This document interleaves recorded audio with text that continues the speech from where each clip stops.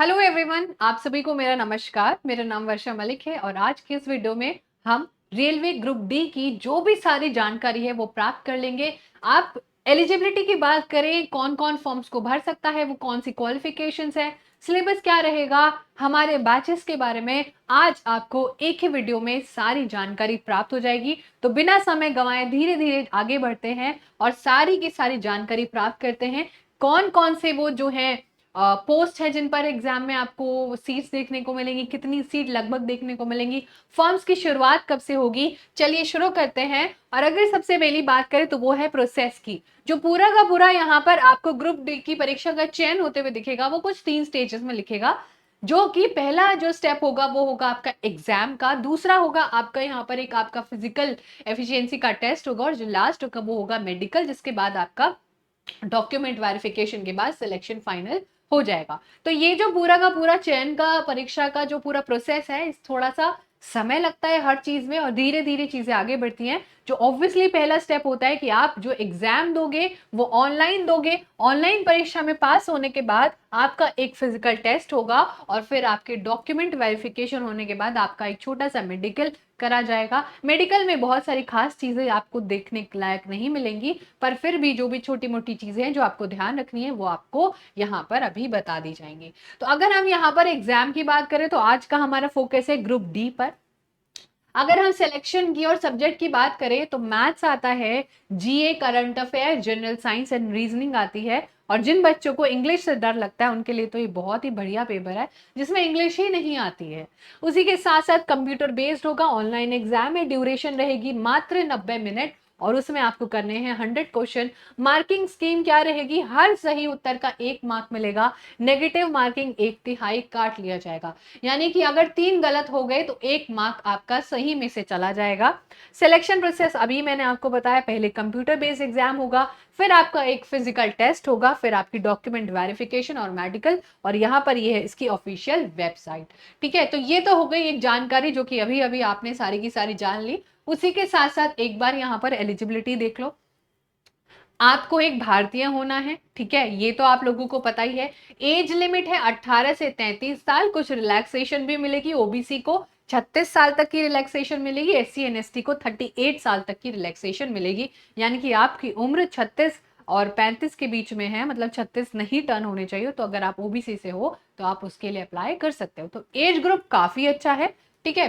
Qualification मात्र 10+ national जो है सर्टिफिकेट अगर आपके पास है और आपने कोई वोकेशनल ट्रेनिंग भी करी है, यानी कि जैसे आईटीआई जिसको कहते हैं, ये सारी चीजें भी आपको एक जो है यहाँ पर बढ़ावा ही देंगी हर चीज को आगे बढ़ाने के लिए। मेडिकल स्टैंडर्ड बहुत ही जो है डिफरेंट नहीं होते हैं, आंखों से आप देख पा रहे हो, ठीक है, पास और दूर की नजरें आपकी सही हैं, चश्मा लगा के रात को, है ना, ये सारी बेसिक सी चीजें हैं, आपके सारे ऑर्गन्स अच्छे से काम कर रहे हैं, ठीक है। तो ये सारी चीजें बेसिक होती है, कुछ मेजर इशू ना हो, है ना, दिमागी तौर पर कोई दिक्कत ना हो। दिमागी तौर पर दिक्कत होगी तो आप एग्जाम ही नहीं दे रहे होते। तो ये सारी बेसिक सी चीजें होती हैं। यहाँ पर आपको अपने आप को देख लेना है कि आप कहीं उम्र पार तो नहीं कर गए या फिर आप कहीं छोटे तो नहीं, और आपके पास 10वीं से जो है तक की पढ़ाई होनी चाहिए, उससे कम नहीं चलेगी।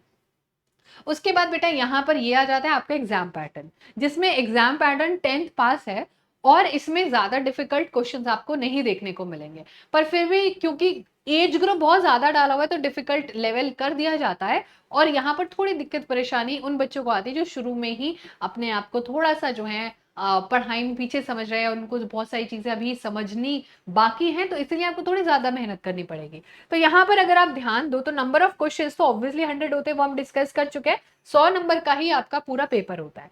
जनरल साइंस आती है 25 क्वेश्चन, साइंस यानी कि फिजिक्स, केमिस्ट्री एंड बायोलॉजी। उसके बाद मैथ्स आता है 25 नंबर का और रीजनिंग आती है 30 नंबर की। और जो मैं आपको पढ़ा रही हूँ बैचेस में वो है आपकी general awareness and current affair 20 marks का। तो अगर आप इनमें से 2 सब्जेक्ट में बहुत अच्छे हो तो भी आप एग्जाम आराम से कर सकते हो, बट 2 में क्यों अच्छा होना है, हमें तो सिलेक्शन लेना है। तो ये हमारा एक क्या होता है, पैटर्न होता है, जो कि आपको लगभग 1 घंटा 30 मिनट दिया जाएगा। 100 क्वेश्चंस आपको करने हैं और आप आमतौर पर पाओगे कि जो 20 और 25 क्वेश्चन है तो सेकंडों का खेल है, या तो आता है या नहीं आता है। अब यहाँ पर तुक्के तो ज्यादा लगाने नहीं बैठेंगे, क्योंकि अगर मैथ्स और रीजनिंग अच्छी है तो नंबर क्यों गंवाने। तो यहाँ पर थोड़ी सी मेहनत अगर करोगे तो आराम से निकाल लोगे पेपर को। तो ये हमारा रेलवे ग्रुप डी का क्या होता है बेटा, यहाँ पर आपको देखने को मिलेगा। ये हमारा पैटर्न होता है। अभी जो हालांकि इसके रजिस्ट्रेशन शुरू हो जाएंगे वो अक्टूबर दिसंबर के बीच में शुरू हो जाएंगे। कितनी सीट्स आएंगी, लगभग क्या बताया जा रहा है, उसके बारे में भी जानकारी यहाँ पर प्राप्त करेंगे। उससे पहले देखो यहाँ पर वैकेंसी, इसकी वैकेंसी ही इतनी ज्यादा आती है कि आराम से आप यहाँ पर एक नौकरी, अच्छी सरकारी नौकरी पा सकते हो। तो अलग अलग रेलवे के अगर जोन देखें, जैसे कि central east coast, eastern railway, north central railway, तो लगभग आपको यहाँ पर देखने को मिलेंगी 1 लाख वैकेंसी। ठीक है, यहाँ पर आपको जो है 1 लाख वैकेंसी, जो कि अपने आप में एक बहुत बड़ी चीज है। और इस एग्जाम में ही इतनी सीट्स आती हैं कि जिन एग्जाम में जो 10-10 20-20 साल में भी ना आए टोटल। तो ये एक बहुत अच्छी अपॉर्चुनिटी हो जाती है। और उससे भी बड़ी बात, यहाँ पर जो उम्र का पूरा एज का जो क्राइटेरिया है वो बेस्ट है। ठीक है, वो क्या है, वो बेस्ट है। और यहाँ पर इस तरीके से आप अपना सिलेक्शन ले सकते हो। इतनी सारी सीट्स, ऐसा नहीं है कि सिर्फ उम्र बहुत कम है या उम्र बहुत ज्यादा है, तो आपके पास मौका है। और इसमें हर तरीके का बच्चा होता है, 18 साल का बच्चा भी होता है, 30 साल का बच्चा भी होता है। 30 साल का बच्चा तो नहीं रहेगा, पर हाँ जी, उसका सिलेक्शन यहाँ पर आपको देखने को मिलेगा। अब बात करते हैं सिलेबस का। इसका आप स्क्रीनशॉट ले लो, इसके आप नोट्स बना लो। और अगर आप शिद्दत से तैयारी कर रहे हो तो लगभग यही पैटर्न रेलवे के ऑलमोस्ट सारे एग्जाम्स में फॉलो होता है। बस ये है कि थोड़ी जो क्वेश्चंस की डेप्थ है वो बढ़ा दी जाती है, यानी कि गहराई से थोड़ा सा पूछा जाता है।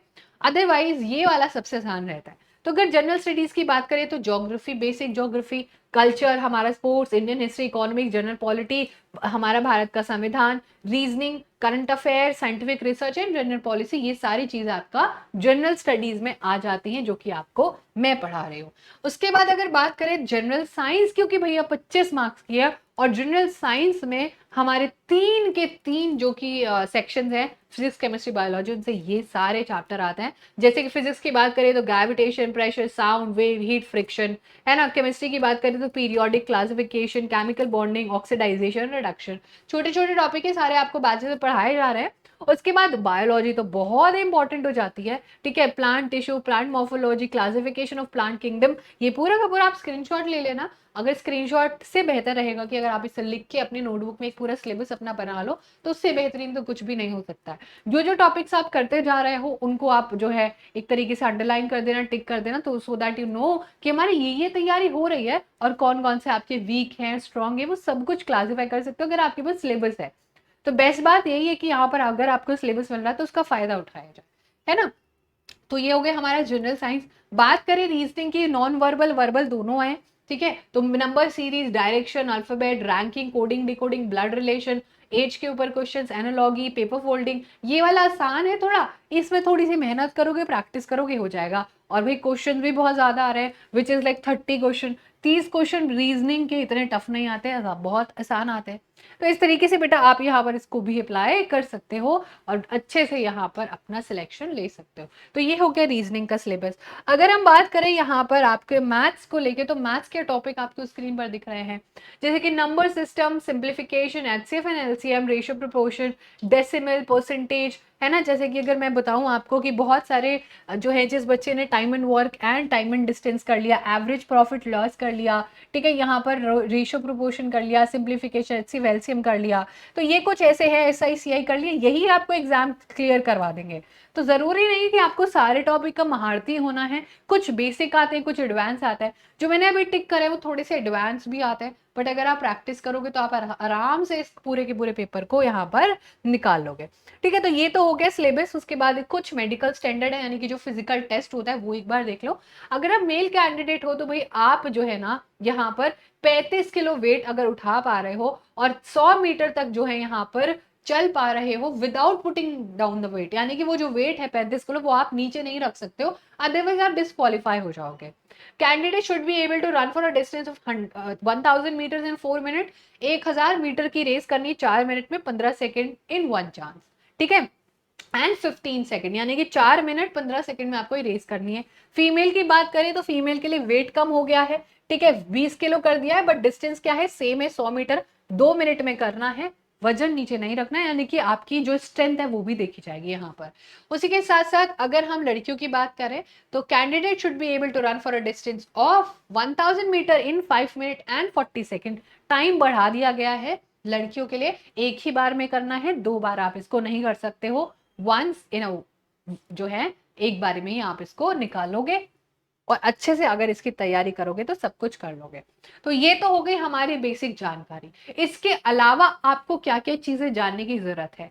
इसके अलावा आपको एक टाइम टेबल बनाने की ज़रूरत है। वैकेंसी आएँगी, बहुत भरपूर आएँगी, थोड़ा-सा डिले हो रहा है क्योंकि अभी भारत में लोकसभा के चुनाव जो हैं वो खत्म हो चुके हैं, रिजल्ट भी आने वाला है, जिसकी वजह से हर चीज़ जब भी चुनाव आता है डिले होती है क्योंकि चुनाव को प्रेफ़रेंस दी जाती है भारत देश में। क्योंकि भारत एक डेमोक्रेटिक देश है और जिसमें कि चुनाव एक महत्वपूर्ण भूमिका निभाते हैं, तो लाज़मी है कि उनको इतनी सारी जो अटेंशन देनी पड़ती है जब वो आता है। तो इस प्रकार से आप अपना एक टाइम टेबल बनाओ, सिलेबस आपको मिल गया है। हमारे बैचेस कैरेवल ऐप डाउनलोड कर लें, उसमें आपको सारे के सारे बैचेस मिल जाएँगे जिनका प्राइस एकदम मिनिमल रखा गया है, क्लासेस ऑलरेडी रनिंग है। तो आप वो चीज़ देख सकते हैं, डेमो क्लासेस भी आपके लिए अवेलेबल होंगी वहाँ पर। मैं आपको जीएस पढ़ाने वाली हूँ जिसमें कि मैं आपको geography, history, polity and economics cover करवा रहे हैं जिसकी हम लोग बहुत सारी क्लासेस ऑलरेडी कर चुके हैं। मैथ्स की क्लासेस, रीजनिंग की क्लासेस, सारी क्लासेस साइंस की चल रही हैं। तो ये सारी जानकारी आई होप आपको बहुत अच्छे से समझ आई होंगी और इनके नोट बना के अपनी तैयारी में जुट जाए। अब मिलेंगे अगली क्लास में। Thank you so much. सभी को जय हिंद, नमस्कार।